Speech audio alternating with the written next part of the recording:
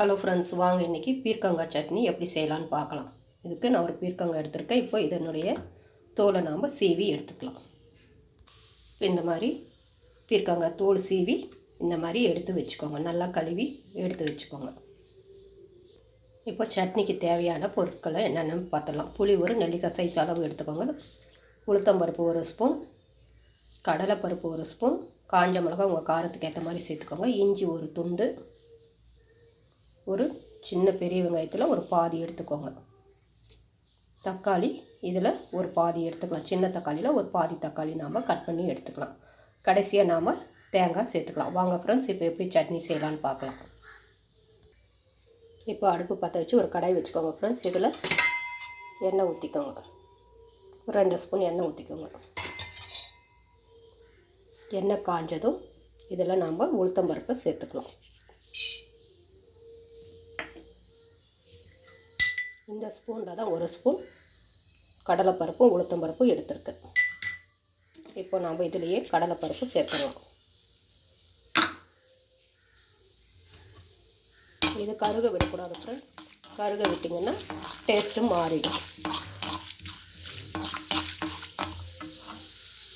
இப்போ இதிலேயே நாம் காஞ்ச மிளகா உங்கள் காரத்துக்கு ஏற்ற மாதிரி சேர்த்துக்கோங்க.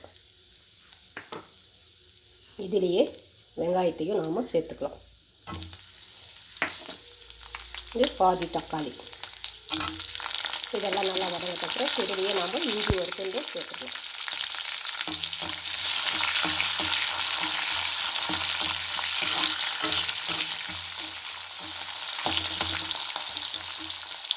இப்போ இதிலேயே நாம் பீர்க்கங்காய் தோலை சேர்த்துக்கலாம்.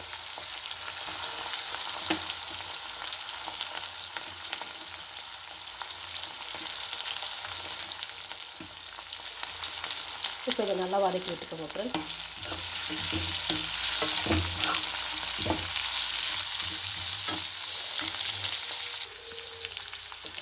இப்போ இதுலேயே நாம் எடுத்து வச்சுருக்க புளியை சேர்த்துக்கலாம் ஃப்ரெண்ட்ஸ். உங்கள்கிட்ட புதினா இருந்தால் புதினா கூட கொஞ்சம் சேர்த்துக்கிட்டிங்கன்னா இன்னும் டேஸ்ட்டாக இருக்கும். நான் கொத்தமல்லி தழை சிறிதளவு சேர்த்துக்கலாம். இது சேர்த்துக்கினாலும் பரவாயில்ல, இல்லைனாலும் விட்டுடலாம்.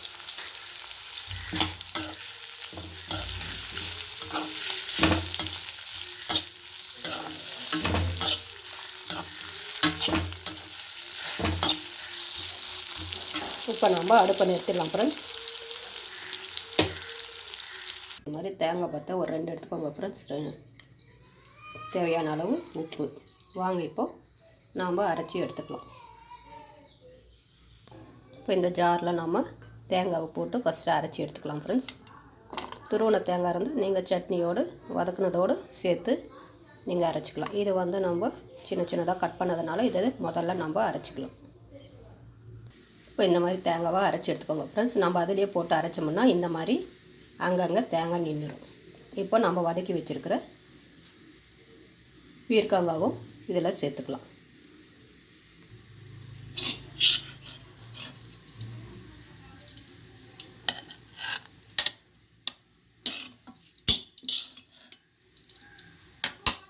இப்போ இதுலேயே நம்ம தேவையான அளவு உப்பு சேர்த்துக்கலாம் ஃப்ரெண்ட்ஸ்.